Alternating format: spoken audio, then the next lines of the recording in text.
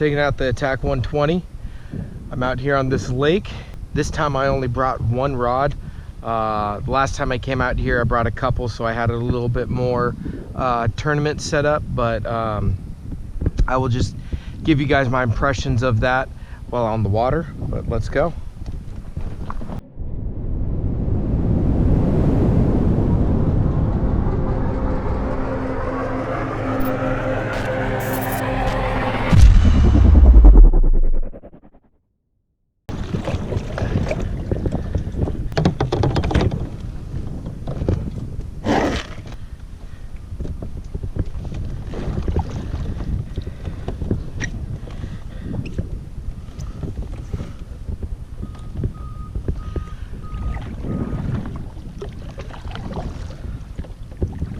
All right, so the last time I was out in this kayak, there's about 15-mile-an-hour winds.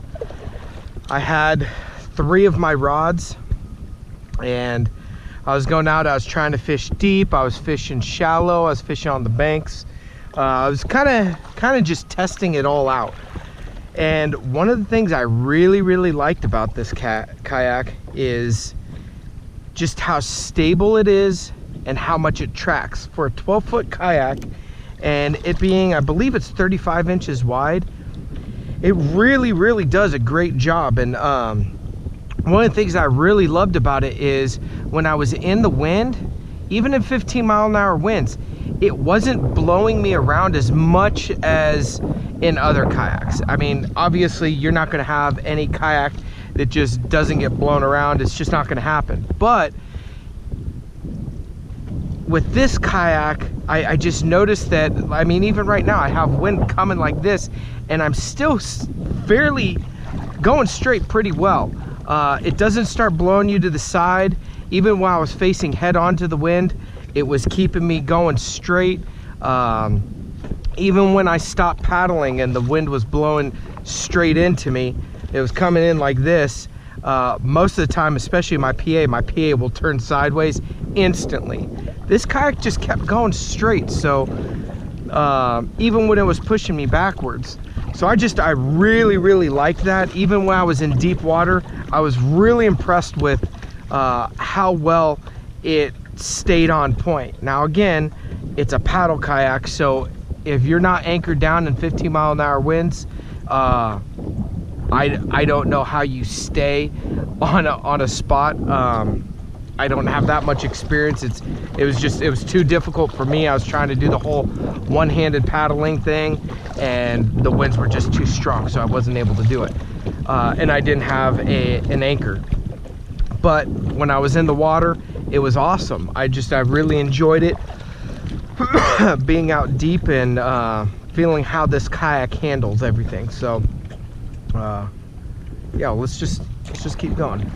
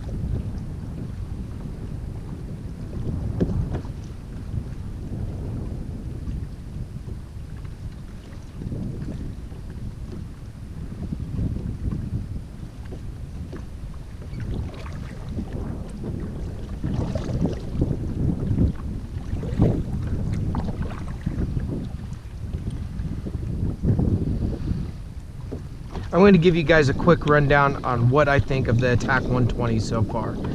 So as I was saying previously, I took this out. I had my first impressions about a week ago. That footage was unusable, so this is my second time out on it. The first time I had it out, my first impressions was, wow, this kayak is awesome. I absolutely love it. If you guys saw my video of the Amigo, the Diablo Amigo, I loved that kayak. It was stable, but honestly, I almost like this kayak more because it is still stable. It's not as wide of a platform as the Amigo, but you have a lot more storage options. Now, I will say this, a lot of my perception or perspective of a kayak is going to be a secondary kayak, because I already have a PA-14 and that is my primary fishing vessel. So when I'm fishing deep water, when I'm fishing any type of tournaments, that's the kayak that I'm going to be in. It's got pedals. It is an awesome kayak. So I'm looking at all these kayaks as a supplement to a PA-14. So I just want to throw that out there so you guys aren't thinking, oh man, he's bashing this kayak, or, you know, this is the greatest kayak in the world, I'll have to get this one. I'm just sharing with you my perspective of how I'm looking at these kayaks, so that way you guys can make a better educated decision for yourselves. So I love the paddle storage. You have this sonar pod where that thing comes out. You can put a fish finder right there. I scooted my chair up. I don't know if you guys can fully see it. I scooted my chair up. So if a fish finder was right here, it'd be right there. So I could still press the buttons and stuff. You got gear tracks on both sides. I have a ATAK paddle holder right here. I got, I forget what this is. I think it's a ATAK rod holder. But those are just some things that I put onto this kayak that make it a little bit easier. You got cup holders, scissors, you can fish grips, whatever it is that you want to put in here. You can just throw used plastics inside of this. If you don't have a sonar and you don't want to put it right there, then you can kind of use that as dry storage. It's not fully a dry storage. In fact, it's actually not even supposed to be a dry storage, but you can put some things in there as well. So if you want to put your crankbaits or your soft plastics or whatever the case, you can do that. This front hatch, you don't have access to the inside of the hull. That could be a plus, it could be a negative. It's depending on your needs. I personally like that because I like having some place to put stuff with it not being, not having the ability to slide into the hole. So I really like that. It even has scuppers inside of there, so that way if water does get in, it can drain out. So obviously you're not going to want to put you know, dry clothes in there, but if you have a dry bag, that's a great place to put it. This seat has 3 different positions. You have low, high, and then a recline position.